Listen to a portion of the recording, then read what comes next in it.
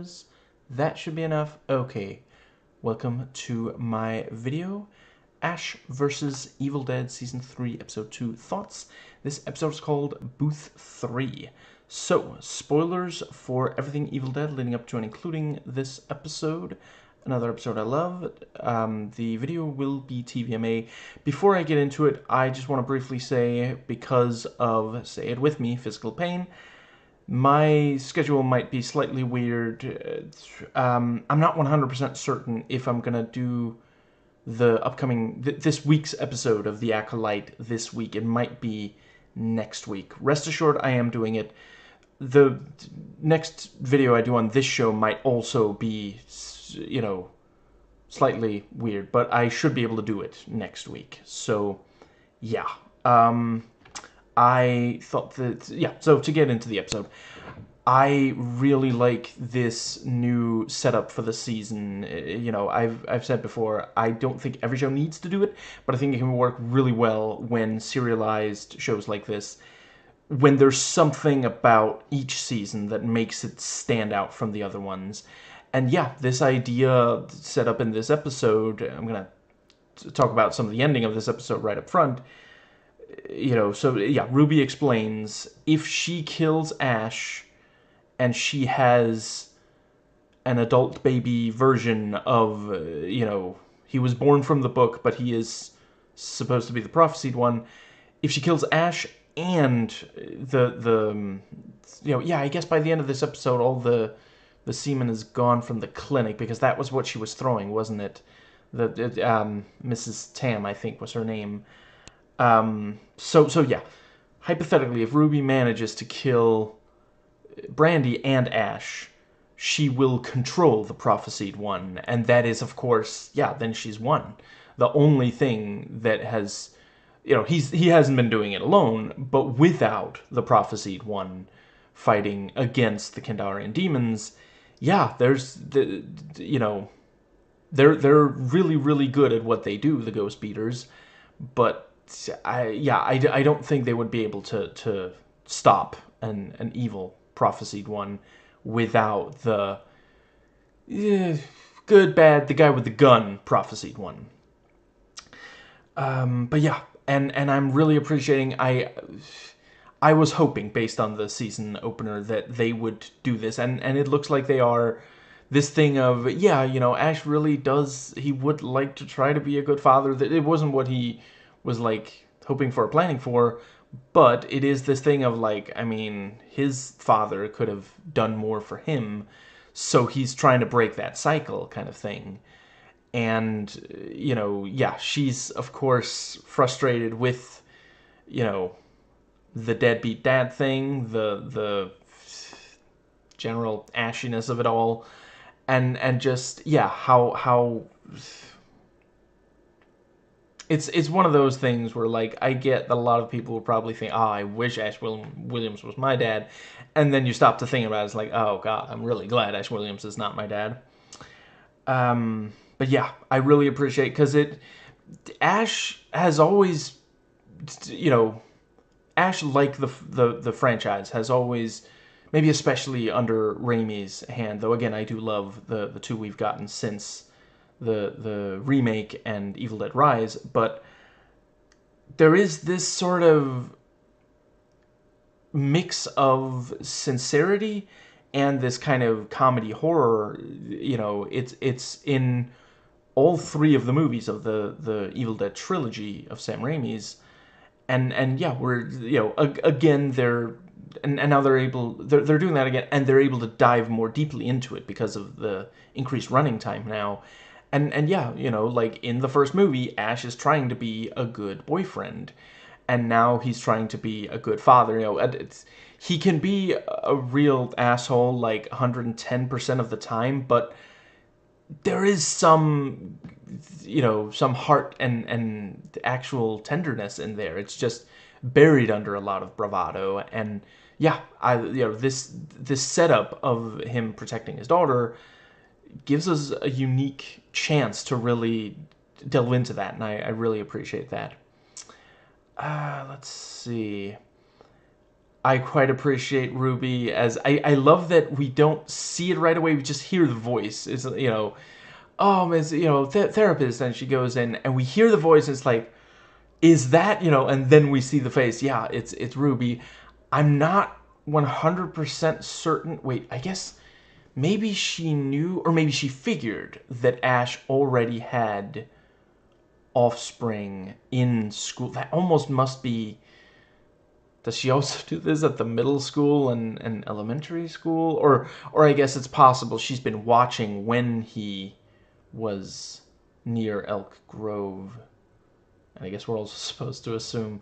Yeah, I don't know. She's supernatural, demoness. Maybe she's got some kind of supernatural. She can sniff out his kids, and she could tell. There's no one outside of Elk Grove, but as far as we know from the show so far, but there definitely is one attending the high school. So grief counseling for all the different students. And I mean, yeah, it's not like everybody knows who she is. At the end of season 2, the Ghost Beaters didn't realize that she was still around, so they wouldn't have been like able to warn people or watch out for her or anything. And but yeah, and again, they take this thing that's supposed to be comforting, as the franchise has done a really great job from the start, and continue to do. They take a thing that's supposed to be like comforting, and you're supposed to feel okay being vulnerable. She's a therapist. She's counseling teenagers, helping them through one of the most tumultuous times of anyone's life. And oh, but she's actually evil. You can't trust her. You can't let your guard down around her. Very nicely done. Let's see. And yeah, we also have, yeah, I guess that is how the episode opens, isn't it? We, driving down the rainy road, Ruby. I did briefly think she was gonna straight up run over the two hitchhikers, but them being used as food for the baby. He's a growing boy, that is a very chilling kind of like, yeah, what do you want from me? An arm, a leg. He's not picky. See, that's the thing. You thought, oh, this is going to be a nice person who's going to, give me a ride. I'm hitchhiking. She's going to give me a ride just out of the kindness of her heart. Turns up, it's going to end up costing an arm and a leg. And, yeah, Ruby is driving. The baby really wants out. And, she manages to pull over. And the baby is born. And just, like, immediately, this kid is hilarious. Like, just gut busting, really cracks her up, side splitting. Love this kid. And I love how, like, once the male hitchhiker sees, no, it's just, it looks like a baby, picks it up as adorable little thing, and then the demon mouth, shark mouth thing, and it starts just feeding on, that was great. And Ruby, like, biting over the which I guess also, it seemed like when the baby fed, that fed her, though I guess that's, yeah, because of the umbilical cord, like a reverse of the natural state of things is the baby is fed when the mother feeds, so yeah, very nicely done. And again, birth is supposed to be a beautiful thing, at least if you believe media. I haven't witnessed one myself. The only one I was present at was the one that put me here. But I hear it is fairly, it's not the most pleasant experience for anyone involved, especially the woman giving birth, but the person giving birth. But it's supposed, we think of it as like, oh, what a sweet thing is, and then to have it like this warped kind of thing of just, yeah. Let's see. I think that is all that I have to say for that scene. I really love that Brandy is just like, the typical annoyed teenager, like, "Ugh, Dad, like, even when a teenager finds out that her father is like has killed. I suppose. Let's see. He usually doesn't kill people. It's almost always demons. I forget if he's killed at least one person by. He started in the second movie. He accidentally shot a person by accident, thinking demons. Yeah, I guess he hasn't killed a person by accident. And anyway, for a long time, people thought he was a serial killer. And yeah, she well, when she talks to Ruby the therapist, it's like, oh, am I not safe around Ash? But for a while, it's just like, are you gonna give me a ride, or do I have to call an Uber? Just I yeah, very very funny. Just yeah.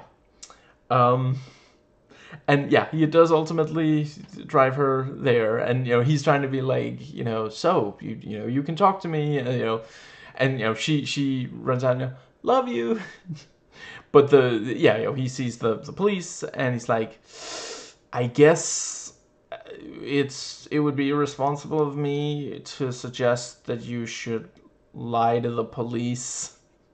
Yeah, it would.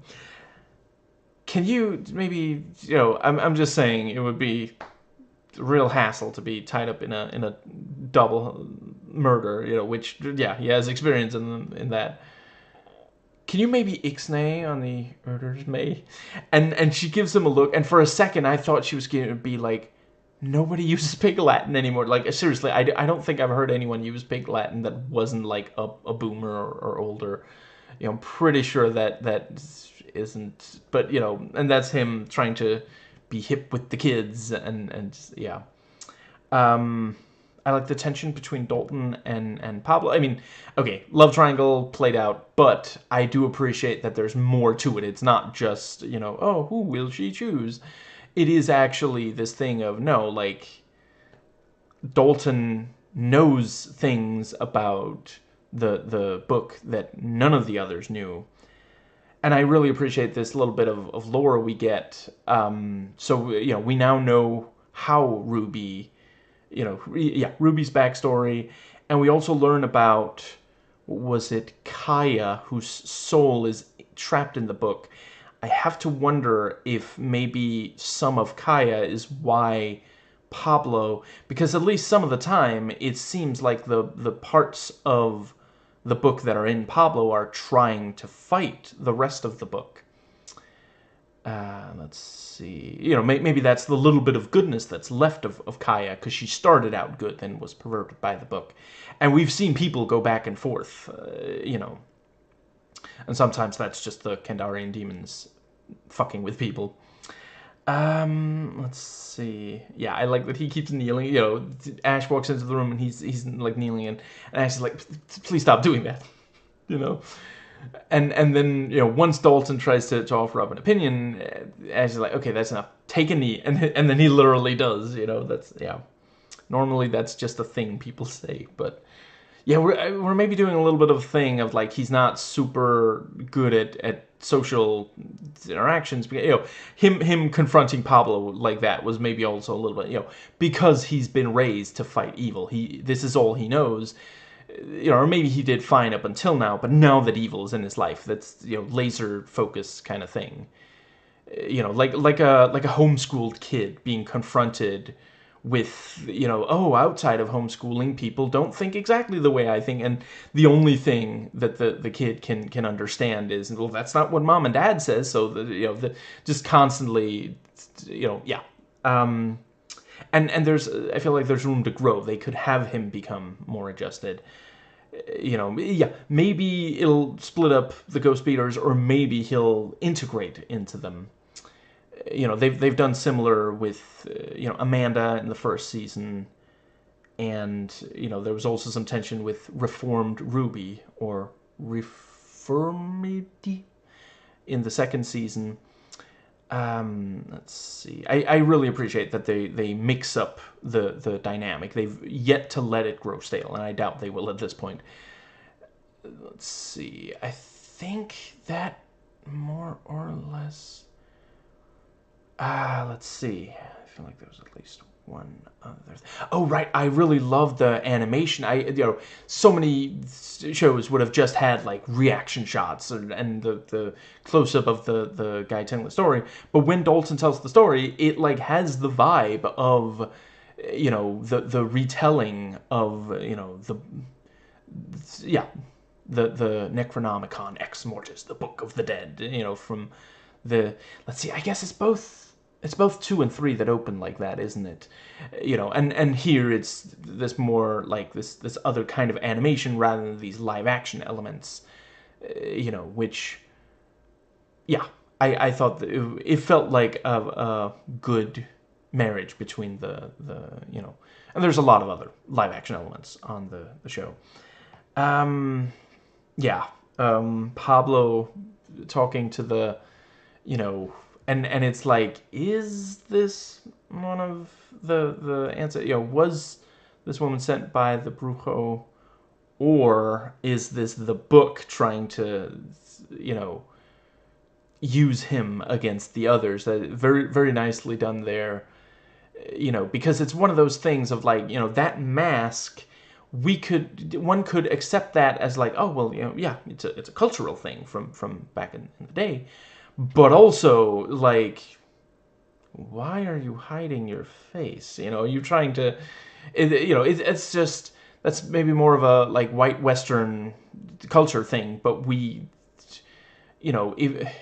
yeah, we often think of, if someone is covering their face in some way, that's, you see there were a number of white conservatives who were very upset by the idea of masks during COVID, or I suppose when COVID was more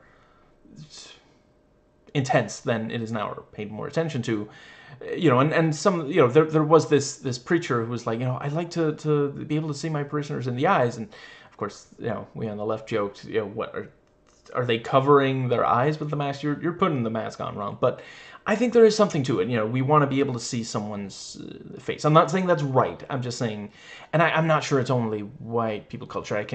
I'm not certain. I don't think I know enough about other cultures to say for sure. But the show is made by white people largely for white people. So yeah, it makes us think that, and yeah, the fact that she is practically naked, that is also, this whole idea of, we have to cover our naked bodies, that like historically, and again, there's also, different cultures have the, that wasn't the way it always was, yeah, so that also felt like it fit. And then of course the moment that she's gone, Pablo's like, there was a naked lady right here. Which from Pablo, who is like, maybe not the most confident of our moment, it sounds like it's one of the most, it's one of the worst things he could have said, and that's, like, he might as well have said, I just saw something that might not have been there. Like, we're already worried about you, this is not but yeah, it sounds like, oh, he's like, he's trying to make himself sound more impressive, trying to show Kelly, no, I'm not actually jealous, let's see, and but yeah, that is also really funny that and effective as a horror element. She tells him, you have to, it's important that you, let's see, I think she said you have to use your magia, which I'm guessing like magic or something, in English, and yeah, he asks, what do I need to do? And before she can answer, Kelly walks, that was very, yeah, funny and effective horror, because it is like, what is he supposed to do? It's important enough that Brujo sent someone. He's had a while to do that. He died like, what, a third of the way into season 1 or something like that. It was a while ago. He's had a while to send someone. This is when he sends someone, and Kelly also affirms the reason Dalton is here is because shit's about to go down. Shit just got real. And let's see, I think that, right, and I do appreciate like the I'm not sure they're going to go this route, but with Dalton, like, yeah, we have never heard about this organization before, and we have no way of confirming what he said. Like, essentially, the story he tells just, the one thing we know for sure, and again, I don't think they're going down that route. I'm saying I get why Pablo doesn't fully trust him.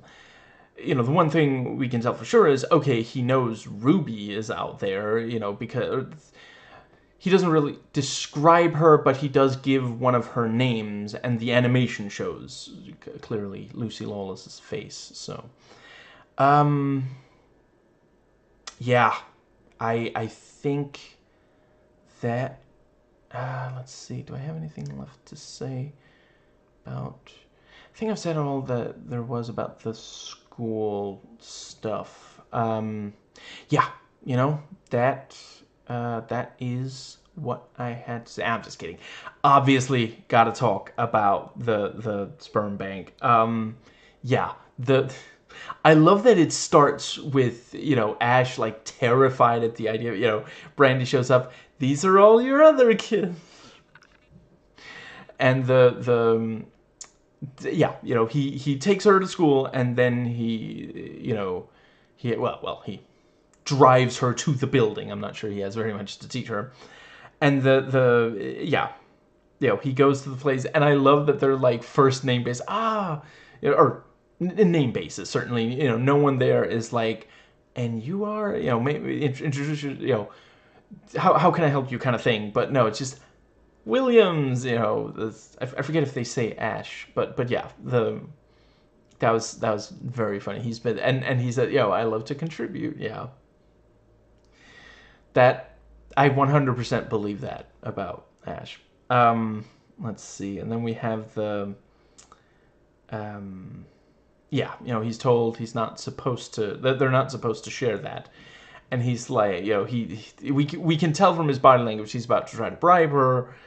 And as usual, he like really doesn't offer very much. Like last time it was a little money. I guess if he had a coupon at the time, it might have been a coupon. But yeah, this time, 20% off.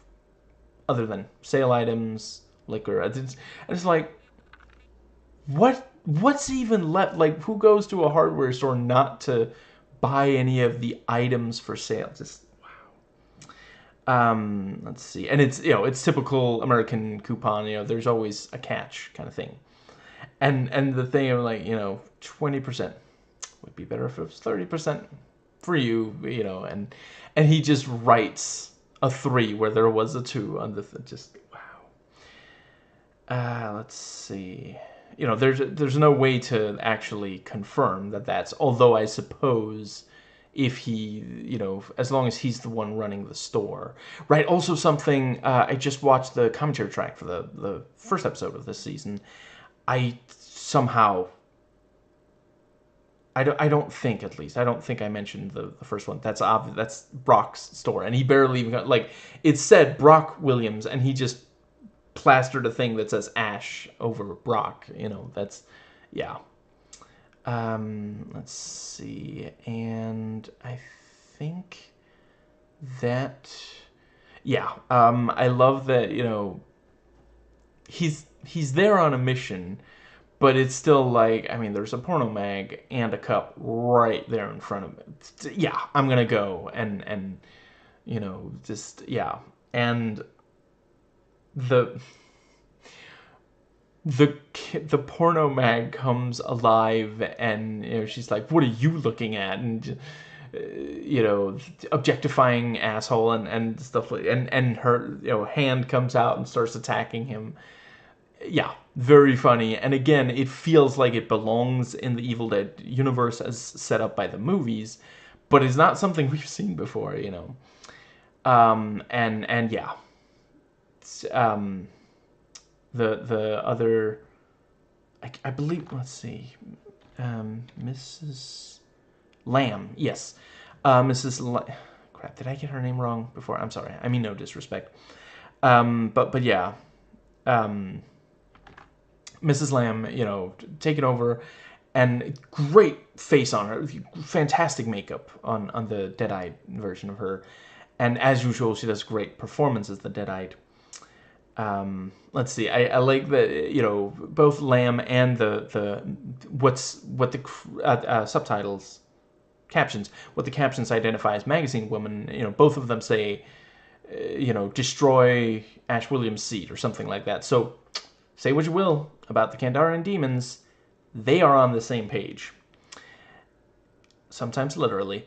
And she starts throwing, what I'm fairly confident is his semen, because we saw that it was thin, it was right in there. She grabbed that, throws that, as projectile weapons at him.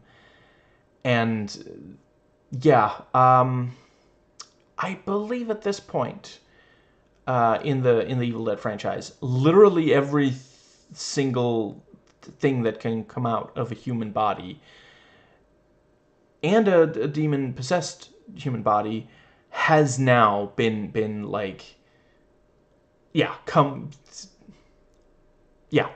towards his face at one point or another. Let's see. Is that...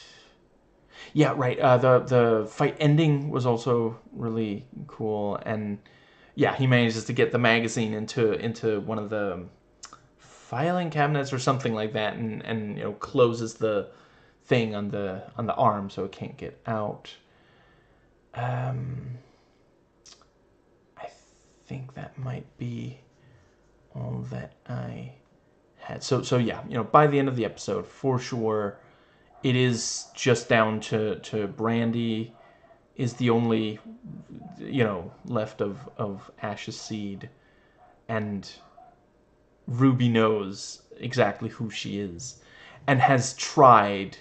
Yeah, by the end of the episode, we don't quite know if it worked or not, but she's tried to make Brandy afraid of going back to Ash. Right. I quite liked the Kelly goes to talk to Pablo, and she's trying to do the fist bump, and he's being a little pissy, and she points out, I had to forge my own path, as reformed Ruby kept encouraging her to do in season 2. And I really do like that she's supportive of, she doesn't say that's a really terrible idea with the it was Ruby who said that in season 2, wasn't it? She thought it was a terrible idea, but that the or was it anyway, but the fact that she is really supportive, and also this thing of, she had to get away from Ash, how he gets when he's not fighting evil. And when Ash comes back and explains and